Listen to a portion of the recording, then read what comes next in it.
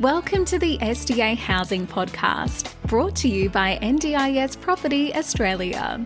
Before starting this episode, we need to provide a general disclaimer. Information contained in this podcast is general in nature only. It does not take into account the objectives, financial situation, or needs of any particular person. You need to consider your financial situation and needs before making any decisions based on the information in this podcast. And you should consider seeking independent and professional advice for your personal circumstances. All right, let's begin.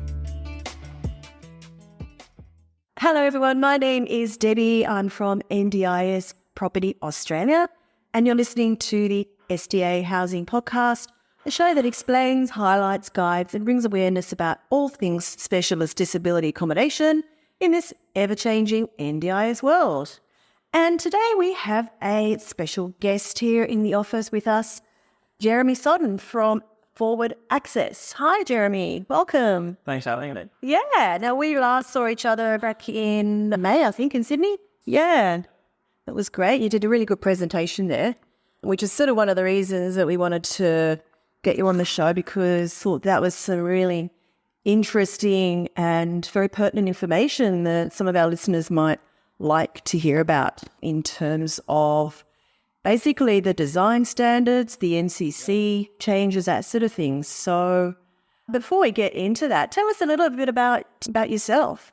So I founded Forward Access specifically to focus on disability housing, specialist disability accommodation, and all things access really. So we also do general building audits and things like that in accordance with the Australian standards for access and mobility.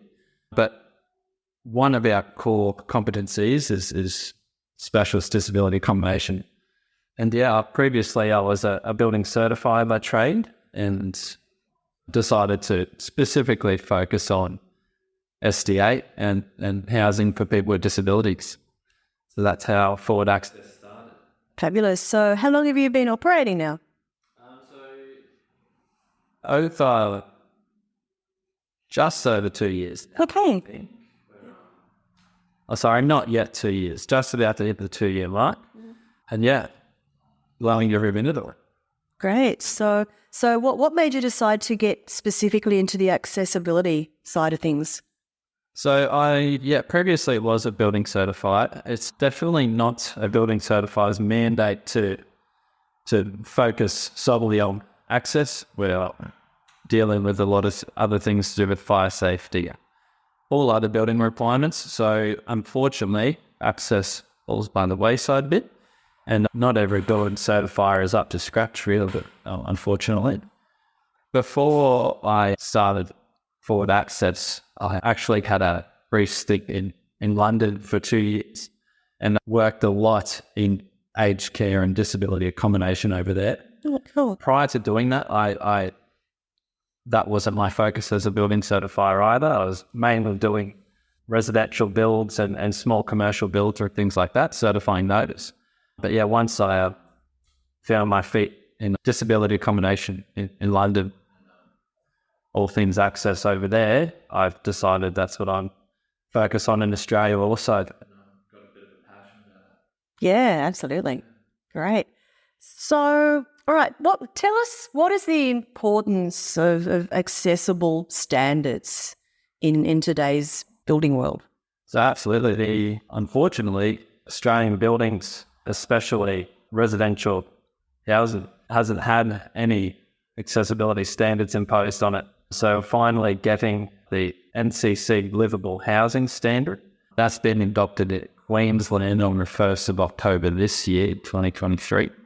Other states, unfortunately aren't adopting that standard, but essentially it's called the Livable Housing Standard.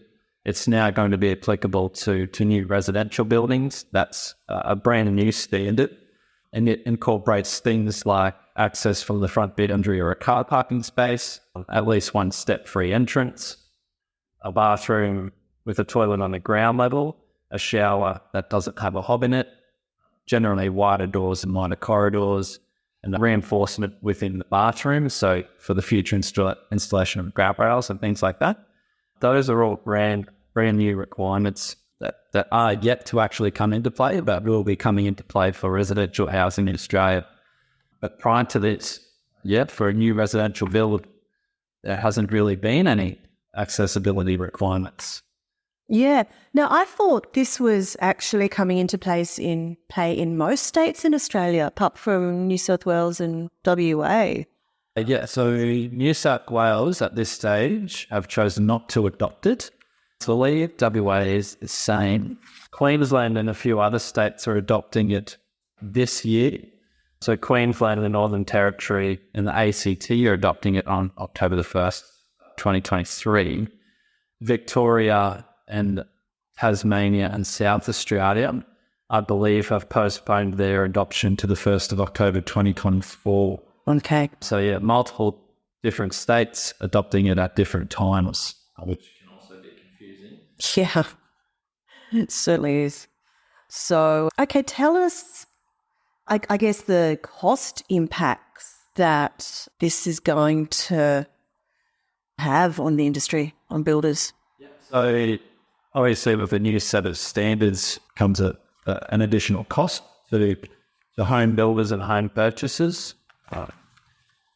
Luckily, because the changes aren't actually that significant in terms of a well-designed build, the cost impacts specifically for the NCC livable housing standard would probably be in the realm of $5,000 to the additional build cost that is currently costing builders and purchasers. You may hear costs thrown around about $20,000, $30,000. These kinds of costs. Those costs would most likely be affiliated with renovating an existing building to comply with the standards. For a brand new build, not yet built, it's actually quite efficient and cost effective for a good design to comply with the new requirements. So you're looking at around $5,000 cost impact to the current industry standard. Which is not a lot, really, in the scheme of things. It's 1% generally or less of the total build cost. So it's not a whole lot in the scheme of things. Yeah, so with that small extra cost, what's the impact?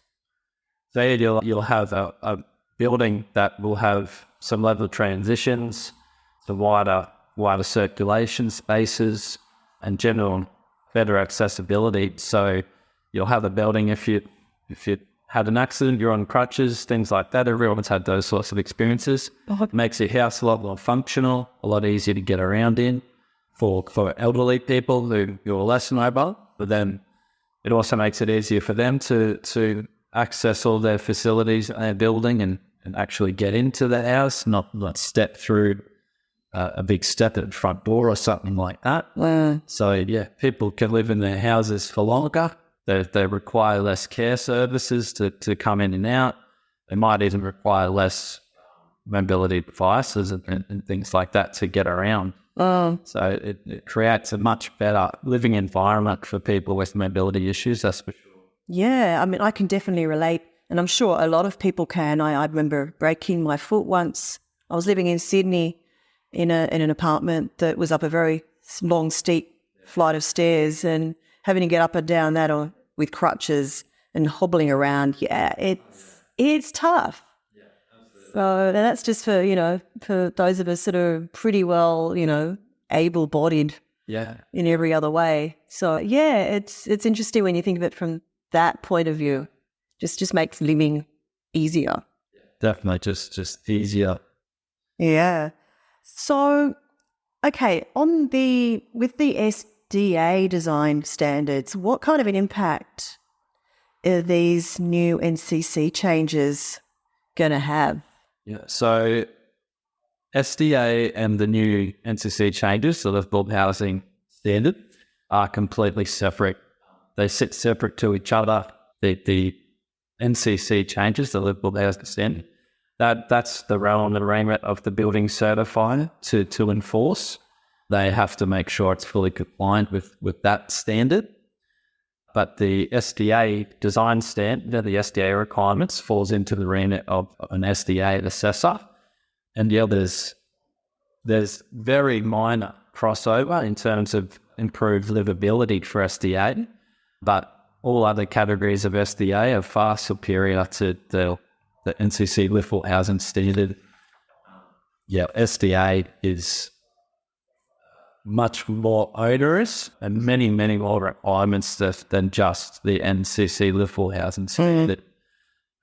Yeah, a lot more requirements to deal with, especially when you're talking about SDA high physical support. Yeah, it's a whole other level. Yeah, sure.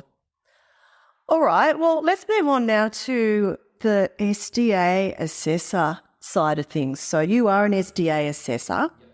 Tell us about that process, how an SDA property becomes certified as an SDA dwelling. Yeah, absolutely. So it all starts at the design stage and hopefully early on in the design process. And we try and establish a good relationship with open communication early with the designer and draftsperson and builder and where our applicant is, to make sure that the design is as good as it can be and fully compliant with the SDA design standards. So generally would be approached by a builder or a developer or an SDA provider. Sometimes the owner or occupier. That's unfortunately rarely the case. But yeah, approached via applicant with a set of plans. They might only be preliminary at this stage, not with a whole lot of detail. And we've carried out a design assessment with the SDA design standard and provide a list or an information request or a design assessment with all the information and all the changes that are required to the set plans to comply with the SDA design standard. From there, the applicant goes back, gets a draftsman or architect to make those changes. We get the plans fully compliant, fully up to scratch, and then we can issue the design stage approval. And then, we are able to submit our design assessment document, which includes the SDA assessment summary form, a checklist and a certificate. We send that through to the SDA enrollments team at the NDIA. They enroll that in their system, and that feeds into some of the data that you see in pipeline figures, things like that are coming through the system. And yet they do their thing with that data. And then we also send it to our applicant, so they've got all the certificates and relevant documentation for the design stage. Great. So that's the design stage SDA assessment, but then there's also the final one at the built stage. Yep. So I probably should have mentioned there's two distinct stages, design stage and as-built stage. They're the only two mandatory stages for SDA. It is probably a good idea to get other optional inspections and stages done, and that's just going to ask that. Yep. Yeah, before you actually line the walls or the frame of the house or the duplex or units or whichever building you're doing, it's quite important that the actual set out is correct in terms of the actual dimensions and circulation spaces, along with the set out of the electrical fittings and fixtures and all those kinds of things as well. Otherwise, once the walls are lined and all your wall sheeting's up, it's a lot bigger problem to make rectifications on site at the end of the day.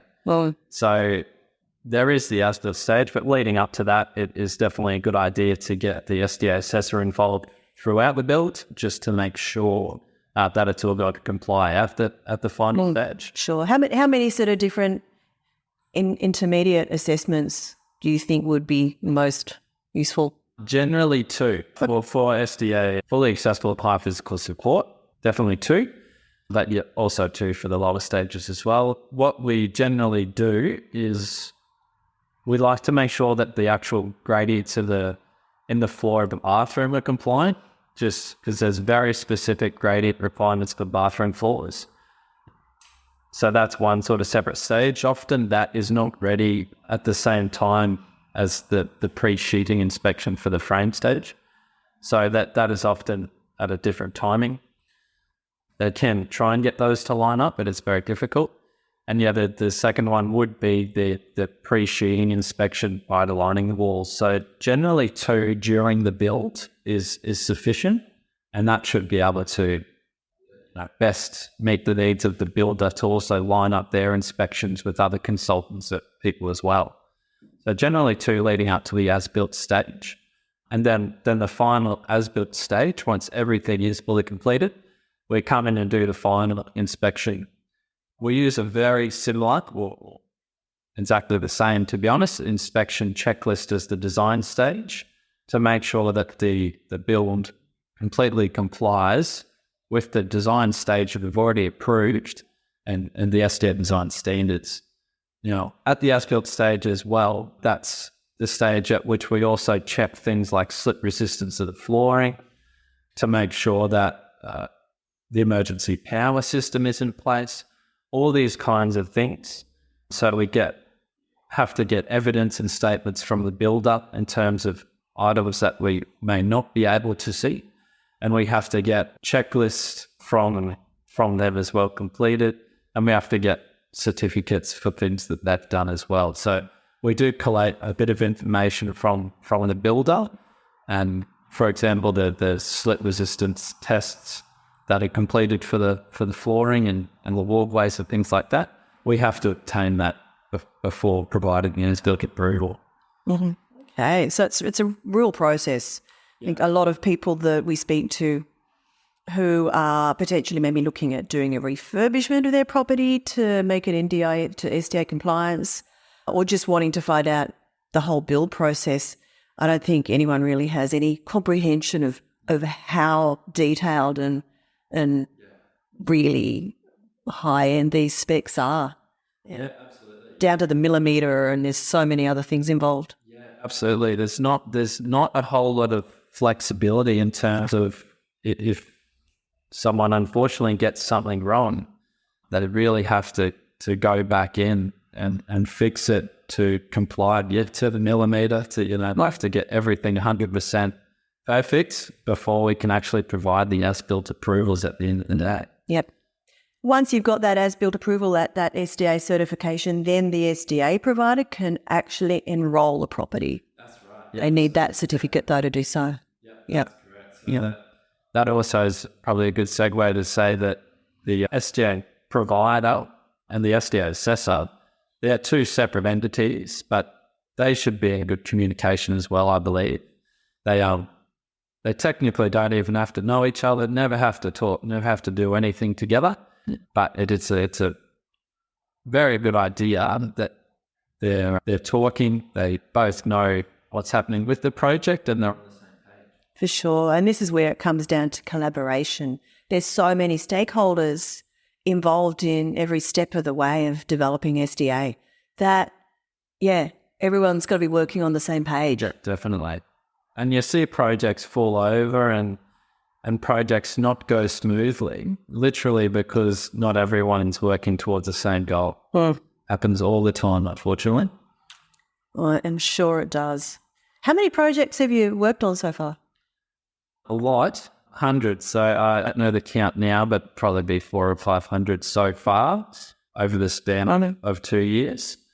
Yet there was a lot of projects that came out of the ground early on in the implementation of the new SDA design standard.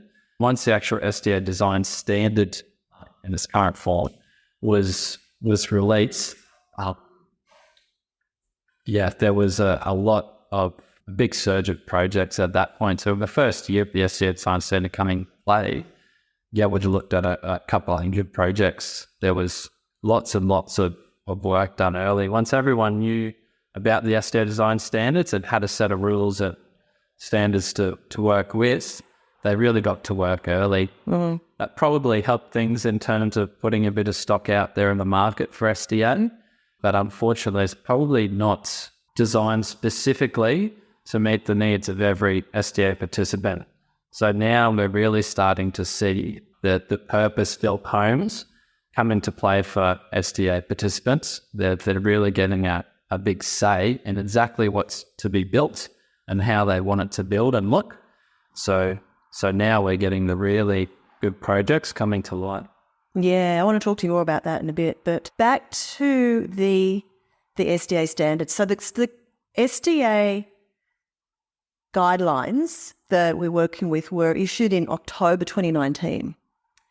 Correct? Yep. Yeah. So that's when the document was finished and put out. And I believe they came into 100% force the June of the following year. Oh, wow. I think it was June 2020, I've told you. Yep. Uh, So previous to that date, when we didn't have these design standards, am I right in saying that basically properties were just pretty much being built to the livable housing guidelines? Pretty much, yep. So for SDA, there was still a document that was SDA guideline requirements, or I can't remember the exact name of it, but there was essentially a document which had some bullet points listed on it. And to comply with SDA, you had to achieve the LHA guidelines plus a few extra bullet points. I guess for like wider hallways for wheelchairs and that kind of thing. There was still the requirements. So, for example, high physical support, there was literally a bullet point that just said provide emergency power. There was a bullet point that said provide a communication system and things like that, but it was not elaborated on. So it was completely up to someone's interpretation. So it was mainly the LHA guidelines. Plus a few points. So I guess we were talking about, a half a dozen pages to what has now grown to the 3 pages, which has now grown to the 84-page design guidelines that we work with now, the Purple Book. Yeah. Yeah. So that obviously, there were properties being built before those new guidelines came into place. So that must have had an impact on the actual, what those properties are like, and they're probably quite basic and not fit for purpose. However, they would still have been enrolled as new build SDA. Yeah. Just recently had this discussion actually, and that's exactly right. So they could have been enrolled back in 2019, 2018, 2017, but be quite basic in what's actually provided and not comply with the new or the current SDA design standard. So that is a bit of an issue when it comes up to if there's a changeover or a change in ownership of the land, or they're looking to make some modifications or alterations to the house. If it has to go for a brand new approval, there's a bit of a grey area there, so it won't meet the new standards. Okay, that is interesting. Yeah. That's really interesting. So I guess this is really beneficial for people coming into the investment side of this now, that we have a lot more knowledge, having worked with these new design standards now for nearly 4 years, I guess, there's just so much more that needs to go, and we're learning more about, as you just said, what participants actually need and building them very bespoke. Yeah. And to what's required, well above the minimum standards. Yeah, much better products. Yeah, for sure. So, talk us through what you consider best practice as opposed to the minimum standards in those guidelines. Yeah, absolutely. So it is definitely best to point out that, minimum standards comply, but you really want to be achieving above just minimum standards. And that's what providers like yourself, I'm sure, are looking for. So any investors or prospective purchasers or anyone who wants to invest money into SDA, you're going to have a better outcome. The house is going to be tenanted much more often. Future-proofed. Absolutely. If you are actually achieving best practice, not just minimum standards. Sure. So that's some things that aren't actually addressed in the SDA design standard. It's not written requirements that you have to achieve. So you're thinking more now about having multiple living spaces.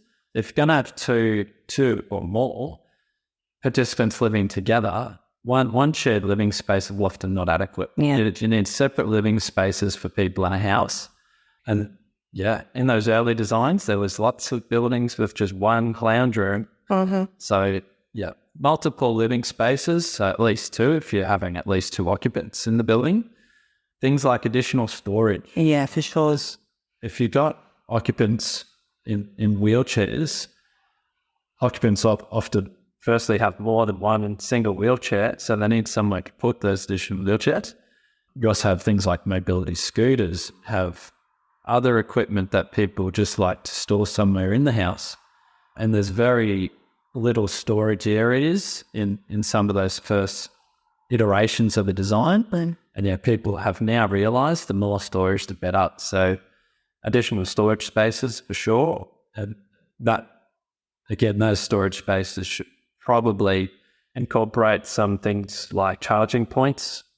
So if someone does have a motorised wheelchair or a mobility scooter, they can charge that up and do that away from the actual circulation space in the house, so not everyone's falling over it. Yeah. So that's probably another big one. There's just general design requirements that could be done a bit better. You can always make your corridors slightly larger. You never want just to meet the minimum requirement, because your wider corridors are really helpful in these SDA buildings as well. What about things like adjustable shelves? We know that in the full accessible and high physical support, they've got to have minimum one adjustable benchtop in the kitchen. That's, I think, all that's required in terms of adjustable shelves or benches. Yeah, you do need one storage space of, I think, 600 wide, I think, from memory, 600 wide with it. The ability to have adjustable height shelving. But that's a bit of a joke. It's just a tick box requirement to say they've provided adjustable shelves. I mean, 600 wide isn't going to fit anything in it. So, yeah, absolutely adjustable height bench tops. One adjustable height bench top in the kitchen is the minimum. But what we're now seeing with some very good designs is there is lots of height adjustability throughout the building. And so the actual kitchen, it'll have the cooktop also integrated into the height adjustable bench top. So you'll have a workspace and a cooktop that are both height adjustable. It's not so much done at the kitchen sink because of the plumbing fittings. But it can be. Yeah, it can be as well, yeah. And same with the bathroom? Yeah, same with the bathroom basin too, and those requirements. So, yeah. And then I've seen all sorts of really fantastic things like overhead cabinets that actually drop down. Same thing in the bedrooms, the hanging spaces and whatnot that come out and drop down too. Yeah, adjustable shelving and hangers in the robe. The robe often gets forgotten about, but everyone needs to look closer. Yeah. Now, do you see that as being more of a need? I guess it's obviously not a requirement, but more of a need for maybe people with fully accessible rather than high physical support? I mean, a lot of the time, my perception is that someone who's got fully accessible is probably able to do more for themselves, just the fact that they're sitting in a wheelchair. So they need that height adjustment, but they can reach up and get things as long as it's within reach. Maybe someone in high physical support is going to be doing less of these things for themselves anyway. Yeah, that is a good point, because you see with the standards, as they're on, the standards are almost thought about in a tiered system. You go from the lowest being improved livability, and then robust, and then you step up to fully accessible, and then you step up to high physical support. But it's not really a tiered system. They all have different requirements. So they shouldn't be treated in that similar way where, fully accessible is just one step below high physical support. That's not really the case. High physical support's just got some extra systems within the buildings that are required for someone that is getting assistance with pretty much all of their daily living needs and things like that. But you raise a really good point that fully accessible generally have a different needs for the occupants or participants in that building, and yet they often are living or wanting to live independently, and these sorts of facilities in a building allow them to do that. Oh. But just imagine having multiple things throughout your house that you can't reach, or you can't even touch, or you can't get to. It's not a very nice thing to be confronted with every single day. For sure. Yeah, so I think that's something really interesting to think about when you are fitting out a fully accessible or high physical support home. They're not requirements, but I think they really should be. Yeah. There's so many innovative products out there that are absolutely fantastic. You just don't see them on the shelf. Exactly. Yeah. Yeah, we've had an episode or two with Hayfley, and they've got some fantastic products. Yeah. So we've talked about that before. What are some of the common mistakes that you see people making regularly in their designs? So some of the common mistakes, unfortunately, are around doorways. People often get the doorway set up wrong. There might be some lips and things at the doorways, which are obviously not ideal because you need to set free thresholds through the doorways. You only have a maximum vertical lip of 3 millimeters, so it really is barely anything. So as soon as you put a door sill or something like that on, you're immediately going to create some height differences and issues with that. So I often see that, not too often, mind you, people are actually getting extremely good at building that. Yeah, the door sills might have a small lip on them that they need to rectify. People often also forget about the external walkways and the external spaces. You do see, this is probably more often, that the landscaping isn't always complete, and isn't always complete to a great level. So next to walkways and areas that people are going to be, the trafficable surfaces that they're going to be used as access ways and walkways, there's often a drop off next to the actual walkway, so it might drop off onto a garden bed or something like that. But for walkways, you need a level adjacent surface or a curb or a curb rail next to it. So people in wheelchairs are careering off the actual walkway, going down an embankment or tipping over, and that also goes for just generally people walking, not rolling ankle or going off of the pathway. So they need some edge protection, or the surface next to it needs to be level with the walkway. That's probably the most common one, to be honest. But then you get other little things with ovens need telescopic railers put in them. So the telescopic rails are sometimes forgotten about because they're sold separately. So you just have to go back to the builder and say you need to. Is that a minimum requirement, the telescopic rails? Yeah, okay. So you need the they're just not putting them in. Yeah, I believe they actually used to be sold with the oven set. Now they're sold separately. So it's just an additional thing to purchase. Well, it's probably something that the manufacturers or suppliers caught on to. So they probably sell them separately to get a bit more money, unfortunately. But yeah, there are still common mistakes. Sometimes people also often forget to install the shower curtain rail. That's a very easy fix. Yeah, often the common mistakes are easy fixes, luckily. So that's good. Yeah. So obviously we've touched on a bit of this, but the issues, what issues do you see with the current SDA design standards? I mean, could there be more improvements, seeing as that they are nearly 4 years old now?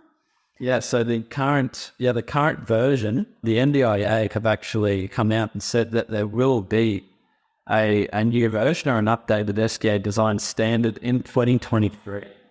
Okay. So it's imminent. Yeah, it's imminent. It's in a pretty short timeline.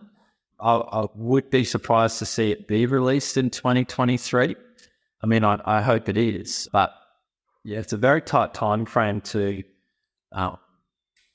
update a very important document. The first iteration has been quite good. So previously you only have those design guidelines with a few bullet points. This is the actual first iteration where it's in its standard in a format. So the writers have done a very good job to actually get it where it is. But I guess now with the 4 years of learning... Yeah, so no one had obviously before the standards were written, there was very little, real depth of knowledge of people actually living in SDA and living in SDA that are sort of built to a very specific standard. So we really need all stakeholders to feed back into the new design standard. And that should involve, honestly, the participants and people living in the buildings. Absolutely. And then there also should be SDA assessors, SDA providers, SIL providers, probably also building certifiers that are approving the buildings under the Building Code of Australia, access consultants, architects, engineers, any stakeholder that is involved in SDA, I would hope gets a bit of consultation.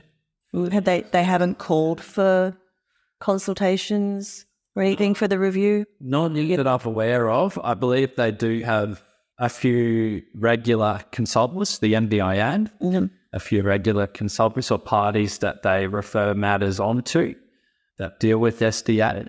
So I think they're in consultation with them. But I don't believe there are any sort of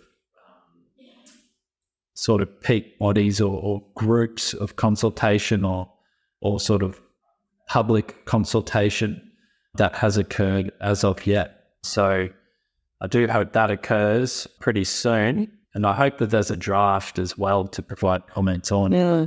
I imagine that's probably how they're going to go about it, to make a draft as they see fit and then release that for comment. I imagine that's probably what they're going to do. But yeah, the current standards that provided a very, very good basis to work on and incorporate what's needing to happen in SDA and what's working best and make these defined requirements, because there's a bit of interpretation around the wording and things like that with the SDA design standard.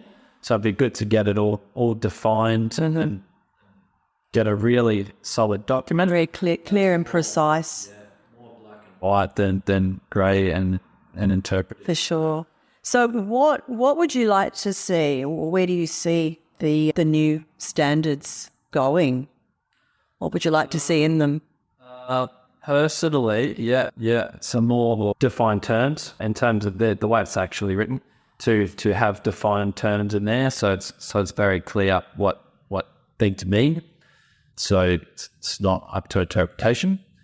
But yeah, definitely would like to see some feedback filtered through from the participants and stuff in the dwelling, in the housing, back into the standards. And yeah, personally, I would like to see some of those best practice items actually become mandatory, because we know that's what SDA participants want in their home. So it'd be best to see them actually implemented into the standard. And I think you're right that the SIL providers are actually a really important part of this. They're the ones working in these properties, looking after the participants. So there's got to be so much of what is in the design of the property that affects how the SIL, the carers, can actually do their job. Yeah, that's a massively important part for, more specifically for high physical support and also for SDA robust as well. We probably haven't covered SDA robust very much, but that is a very, very niche and a very specific building. It's robust, should really be designed to suit the occupant that's going in there. And unfortunately, that doesn't always happen, and SDA robust buildings are being built in a more generic way, which is not the greatest thing. But SDA robust currently in the SDA design standard doesn't have very defined terms of actually what has to go into the buildings. Robust is not defined as what meets robust. So some SDA assessors are accepting some fixtures and fittings and linings and other things put into a building, and other SDA assessors are knocking them back and saying, no, we don't think that's robust enough, or don't think it's robust. So there's some interpretation issues around SDA robust and what is acceptable. So that is causing a little bit of confusion in the industry, especially for builders, because they'll go and provide a specifications list and try and sell that off to as many people as possible. And if one SDA assessor says that's okay, then they're going to get that approved. But it really might not be suitable for an SDA robust participant. Yeah. Little off the point here, but since you brought up robust specifically, I guess we know it's so difficult to build robust to the participants' need. We know the issues of getting participants in those properties. Most robust funded participants can't share with another person. We've just had the SDA price guideline come out, and the new prices have been released, which had some major changes for some of the other design types, specifically with IL and FA. And the robust prices did go up, but I think some people were expecting more increases in the robust prices. And then shortly after that came out, we heard that the NDIS was considering stopping people with certain or some psychosocial disabilities from joining the NDIS, saying they'd be better served in other parts of government systems. So is this maybe the NDIS saying, well, perhaps it's all too hard for people with psychosocial disabilities and the robust SDA housing? Do we have to look at this in a different way? Do you think that's maybe where this is heading? I did see that, and to be honest, it came as a bit of a surprise to me, because I would have thought that it would probably be a good avenue for housing for these people and with these types of characteristics, because robust housing, it can be provided for people with these kinds of characteristics, most definitely. So I'm not too sure what the end goal is or what the actual intent behind that was. But I do see that SDA can suit these people's needs. Mm-hmm. I guess it's a wait and see then on that one. Yeah, so hopefully they come out with a bit more of the reasoning and the intent behind it, and what they are going to provide in terms of the funding models and also what they see suitable housing. Yeah. Hopefully they make that clear. That would be good, yeah. So we're all definitely wondering at the moment where it leaves robust. So, okay then, Jeremy, I think that's pretty much all my questions that I had for you. So how can people contact you? You could Google Forward Access, hopefully where the first link that comes up. As the clerk said. But yeah, so we've got an inquiry page on the website. So you can head to sportaccess.com.au, pretty original, and you can inquire with us there. Or our inquiry email as well, which I have access to at every day. Inquiry with an E and forwardaccess.com.au. Great, and we'll have those links in the description of this episode too. So any last words, any last thoughts on what you do, what you're seeing in the industry that you want to leave us with? Not too much, not too many words of wisdom, but the SDA housing, it has come a long way since its inception. And then builders now have gotten their head around it, and the builders that have done a few now and have knowledge about it, they're constructing these buildings extremely well. The level of construction and the detail being put into the buildings has come a long way. And the buildings now are as good as they've ever been. And now with all the feedback coming through from providers, so providers, SDA providers, along with what the participants actually want within their homes that they're living in now, we're getting a much better understanding of what SDA needs to look like and what's most suitable for SDA participants. So yeah, just on a positive note, that the buildings are becoming extremely good and really nice and livable.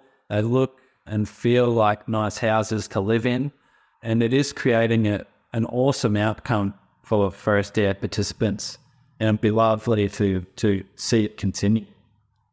Good stuff. Well, I think that's a really good positive note to finish on, and I agree with you. I think as the industry is maturing, we're getting really good at this. Absolutely. Yeah. Cool. Well, thank you so much, Jeremy, for joining us today. Thank you for having me. Great. And we'll see you on the next episode. We hope you enjoyed this episode. Please make sure you are subscribed and following us so you can keep in the loop with all of our upcoming episodes. We would really appreciate it if you could leave us a 5-star rating, a written review, and to share this podcast with those that could benefit. Until next time, catch you on the next episode.